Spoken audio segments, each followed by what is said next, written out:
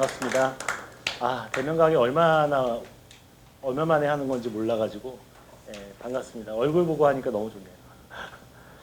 이번 달은 이번 달 강의하기 전에, 작년 연말서부터 굉장히 변동성이 커지고 있죠. 글로벌 시장이. 그래갖고, 저희 같이 이제 분석하는 사람들도 굉장히 헷갈려요, 요즘에. 막 되게 변수가 많고, 그 다음에 약간 뭐랄까 변곡점이라고 그러거든요. 이게 변곡점적인 부분들이 많아가지고 저희도 이렇게 열심히 공부하고 분석하고 하고 있는데 예측이 참 어려운 시장이잖아요. 근데 저희가 이제 작년 연말에 이제 미국 시장이나 인도 시장에 대해서 좀 차익 실현 좀 하자 이렇게 말씀드린 게 올해 같은 상황이 발생할 것 같이 보였었어요. 작년 연말에. 그래가지고 약세장으로 갈지 조정으로 끝날지는 모르겠지만 어쨌든 2022년은 굉장히 변동성이 큰 장일 거다. 그러면 사실은 주식을 갖고 있으면 좀 어렵잖아요. 이게 이제 경기 침체가 오면서 약세장으로 완전히 가는 건지, 약세장으로 간다는 건 뭐냐면, 지금 이제 나스닥 같은 경우는 20 몇 프로 빠졌잖아요. 고점 대비. S&P 500이 10 몇 프로 빠졌는데, 이게 요 정도면 조정이에요. 아직은. 조정장인데, 이게 이제 3, 40% 고점 대비 또는 4, 50% 이렇게 빠지는 게 약세장인데, 이게 이제 과연 약세장으로 가는 건지, 그거는 결국은 인플레이션에 달려 있어요. 그러니까 연준이 지금 금융 정책을 쓰고 있잖아요. 강한 정책을 쓰고 있는데 이게 이제 인플레이션 기대를 못 막으면, 그러니까 이렇게 함에도 불구하고 인플레이션이 안 잡힌다. 이러면은 아주 강한 정책을 쓸 거거든요. 그러면은 이제 이게 약세장으로 가는 길인 거고요. 만약에 인플레가 좀 잡히면 한 번 더 시세가 남아 있는. 그러니까 그게 이제 어느 쪽으로 갈지는 몰라요. 아직은 모르기 때문에. 그래서 이제 최근에 이제 이 변곡점이 이제 이번 달, 다음 달, 그러니까 5월, 6월이 굉장히 중요한 변곡점이 될 것 같아요. 변곡점이 될 것 같은데 만약에 5, 6월 달에 아까 전자처럼 인플레가 안 잡힌다 이러면은 이제 약세장으로 가는 거고요. 만약에 인플레가 좀 잡히는 기미가 보인다 이러면 한 가을이나 까지 한번 쭉 반등해도 제가 봤을 때는 전고점을 돌파하는 반등은 안 나올 것 같고요. 그냥 약간 오른쪽 어깨 정도 아니면 쌍봉 정도 좀 반등을 했다가 그 다음에 이제 경기 침체로 빠지는 5월달 이슈에 대해서 좀 먼저 설명드리면 우선 국채금리에 대해서 설명을 좀 드릴 건데 지금 가장 큰 이슈가 인플레이션하고 금리잖아요. 사실 이게 왜 중요하냐면 그 주식시장의 주가라는 거는 적정 주가를 구할 때 그 로직이 어떻게 되죠? 분자에 뭐가 들어가냐면 현금 흐름이 들어가요. 그 회사가 앞으로 벌어들일 현금 이익이 들어가고요. 밑에 이제 분모에 뭐가 들어가냐면 할인율이 들어가거든요. 그 현금을 얼마에 할인할 거냐. 그거를 할인한 게 이제 현재 적정 주가거든요. 그게 합쳐진 게 적정 지수고. 그런데 그 할인율이란 건 결국 금리거든요. 금리. 그래서 금리가 높아지면 똑같이 현금을 벌어도 이익이 똑같이 나도 주가가 떨어지게 돼 있어요, 원래. 근데 과거에 보면은 금리를 막 올릴 때 주가도 오르잖아요. 과거에는 보면. 그게 왜 그랬냐면 금리를 천천히 올리는데 경기가 좋으니까 금리를 올리는데 경기가 더 빨리 좋아지고 있는 거예요. 금리를 올려도 이익이 더 늘어나니까 할인율이 높아져도 이익 증가율이 더 높아지니까 주가가 올랐던 거예요. 근데 지금은 어떤 상황이냐면 지금은 연준이 미리미리 금리를 못 올리고 뒤늦게 금리를 올렸잖아요. 연준 입장에서는 지금 경기나 주가를 볼 새가 없어요. 무조건 금리를 강하게 올려서 인플레를 일단 잡아놓고 봐야 돼요. 경기 침체가 오든 말든. 이런 상황이기 때문에 과거랑 다른 면이 되게 많다. 그래서 저희가 이제 작년 연말에 11월 달, 12월 달에 이제 미국 증시나 인도 증시에 대해서 이제 차익 실현 좀 하고 내년을 대비해서는 좀 위험 관리를 하자 이렇게 말씀드린 게 그런 게 이제 보였기 때문에 말씀을 드린 거고요. 우리나라 시장에 대해서는 작년 9월, 8월, 9월 이때 이제 꺾였다고 말씀드렸잖아요. 그 이후로 계속 흘러내리고 있는데 우리나라 시장은 이제 미국 따라가는 건데 이제 갭은 좁혀졌어요. 지금 좁혀졌고, 그러니까 미국이 4% 빠져도 이번 주 월요일 날 보면 우리나라 안 빠지잖아요.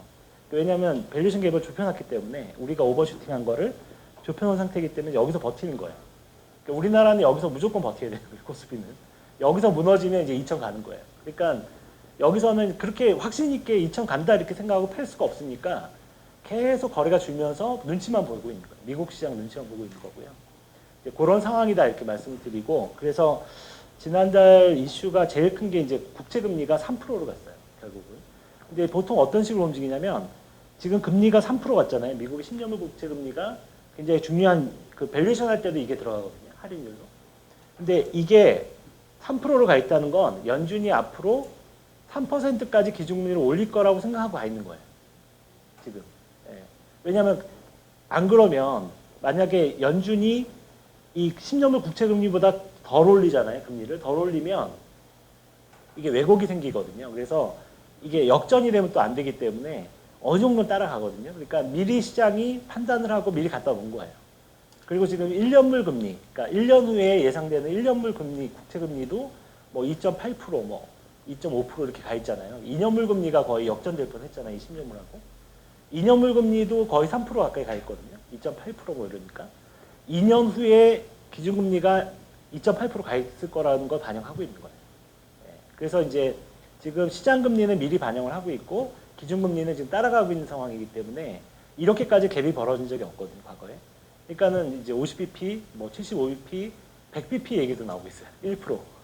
기준금리 인상할 거다. 뭐 이렇게 얘기를 하고 있는 게 그래서 그래요. 연준 입장에서는 이미 시장은 여기 가 있는데 자기는 따라가고 있으니까 이거를 빨리 갭을 메꿔주는 게 오히려 이제 시장 혼란을 좀 막아줄 수 있는 길인 거예요. 그래서 아마 이번 달 이제 5월 달 FOMC 회의할 때 아마 50bp 인상을 할 거고 그 다음에 6월 달에는 75bp 얘기가 나오고 있는데 아마 75bp 인상을 할 거예요. 100bp나. 시장 참여자들이 어느 정도의 인플레를 기대하느냐를 보여주는 거예요. 그러니까 지금 당장 인플레가 높다고 이게 높은 건 아니죠. 왜냐하면 인플레가 단기적일 수도 있으니까. 기대 인플레이션을 보고 금리가 움직이거든요.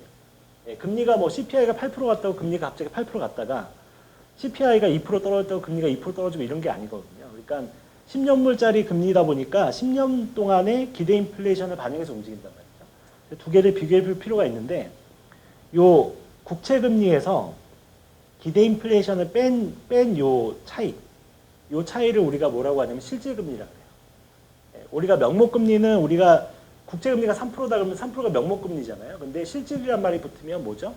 인플레를 감안한 거잖아요. 인플레를 기대 인플레이션을 뺀 수치가 요게 요 밑에 녹색 선이에요. 요게 실질 금리거든요.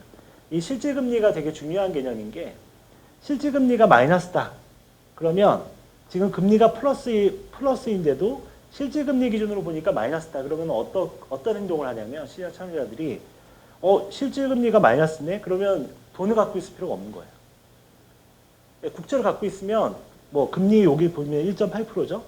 1.8%의 금리를 받지만 물가를 못 따라가는 거예요. 그러면 실제로 내가 돈의 가치는 어떻게 되죠? 떨어지게 되는 거죠.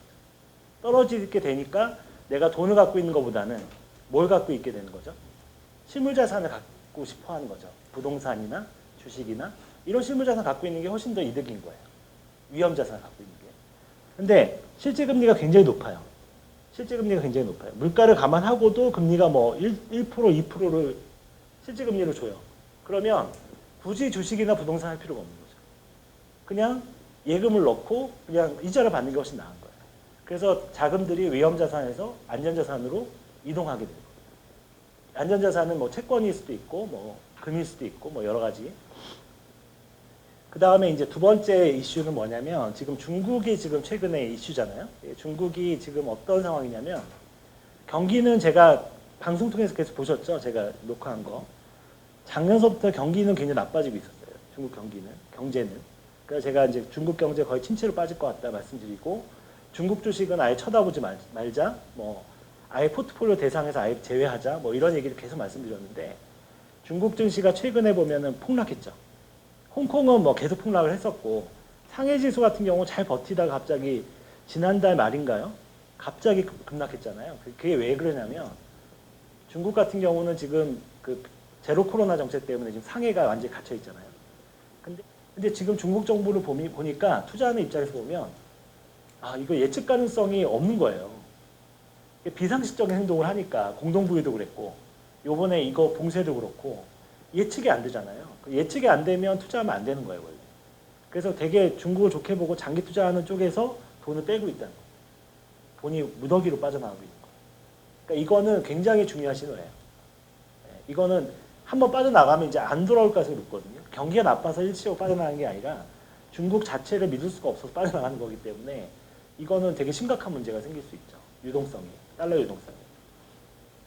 보시면은 홍콩, 지금 홍콩 달러죠? 환율 어떻게 되고 있죠? 급등하고 있잖아요. 이 급등하고 있다는 게 뭐예요? 밑에가 달러고 위에가 홍콩 달러니까 원 달러하고 똑같은 거예요. 이렇게 급등하고 있다는 건 홍콩 달러 가치가 떨어지고 있다는 거예요. 근데 얘네가 페그로 걸려 있잖아요. 7.8에서 페그제란 말이에요. 여기서 못 가잖아요. 왜냐하면 여기까지 오면 다 사들여요. 홍콩 정부가. 그래서 달러 고정 환율이기 때문에 페그제를 해놨기 때문에 여기가 뚫리면 안 돼요. 근데 이번엔 뚫릴 것 같다는 거예요. 지금 예상이. 홍콩에서 나온 얘기예요. 이번에 이거 뚫릴 가능성이 있다. 왜냐하면 아무리 사들여도 빠져나간 돈이 워낙 많으니까 이게 만약에 뚫리면 어떻게 되냐면 금융시장에 1대 혼란이 생겨요. 그래서 저는 좀 이게 심상치 않다. 근데 가만히 보니까 위안 달러가 지금 이게 월봉이거든요. 갑자기 급등하고 있어요. 위안화 약세죠. 갑자기 급등하고 있어요. 이거는 두 가지가 있을 수 있죠. 하나는 돈이 빠져나가서 급등하는 것도 있고 얘네는 이제 관리환율제니까 얘가 통제하거든요. 위안화 약세를 용인하고 있다는 거예요. 중국 정부가. 왜 용인을 할까? 왜 용인을 할까요? 환율이 저렇게 약해지면 내수가 더 망가질 텐데 물가가 더 올라서. 근데 지금 중국은 지금 PPI는 막 몇십 프로 나오는데 CPI는 뭐 3%밖에 안 돼요. 물건값은 못 올리게 통제하고 있어요. 그래서 이 환율이 오르는 거에 대한 어떤 내수 충격은 좀 덜해요. 근데 지금 상황이 너무 안 좋으니까 여기서 만약에 수출까지 망가지면 중국 경제 끝난다고 보는 거예요. 그래서 요거 이렇게 올라오면서 이제 우리나라 시장도 불안해지고 있는 거예요. 자, 엔달러 어떻게 되고 있죠? 엔화가 급락하고 있죠. 네, 똑같이 130엔까지 갔어요. 지금 현재. 이거는 이제 우리나라 원달러. 다 공통점이 뭐예요? 지금 달러에 대비해서 가치가 급격하게 떨어지고 있죠. 이거는 약간 좀 뭐라 그럴까 안 좋은 현상이에요. 이렇게 모든 나라들이 아시아에 있는 나라들이 엔달러가 선봉에 섰고 이제 원달러도 지금 1,300원 근처 와가지고 안 밀리고 있죠. 잘 1,270원, 60원 왔다 갔다 하고 있지만 공급망에도 문제를 주고 있지만 이거는 장기적으로나 단기적으로나 되게 큰 사건이고 이걸 계기로 해서 자금들이 빠져나가고 있고 장기적으로는 공장도 빠져나갈 가능성이 높고 자금이 빠져나가면서 이런 현상이 벌어지고 있는데 이게 이제 방어 가능하겠느냐. 만약에 방어가 안 되면 더 큰 혼란으로 갈 수 있다. 이렇게 볼 수 있고요. 그래서 이제 홍콩에 이렇게 되니까 홍콩 증시가 그냥 막 급락을 한 거야. 하루에 5%씩 막 이틀 여기서 급락하고 있잖아요. 홍콩 증시는 이제 거의 뭐 박살이고. 근데 우리가 이제 중국 펀드 이러면 다 홍콩에 투자하는 거잖아요. 홍콩 H하고 뭐 박살이죠. 뭐. 작년서부터 계속 흘러내리다가 뭐 최근에는 거의 뭐 수직으로 빠지고 있잖아요. 근데 밸류에이션으로 보면 지금 사야 되는 자리예요, 사실은. 밸류에이션으로 보면. 그러니까 매력적인 자리인데 손이 잘 안 나가는 자리인 거죠. 왜냐면 구조적으로 뭔가 문제가 생길 수 있으니까. 그러니까 어떻게 보면 1층으로 와 있는데 이제 지하 몇 층까지 내려갈 수도 있다는 거죠, 지금. 다음 달 초에 또 많이들 오셨으면 좋겠습니다. 네, 고맙습니다.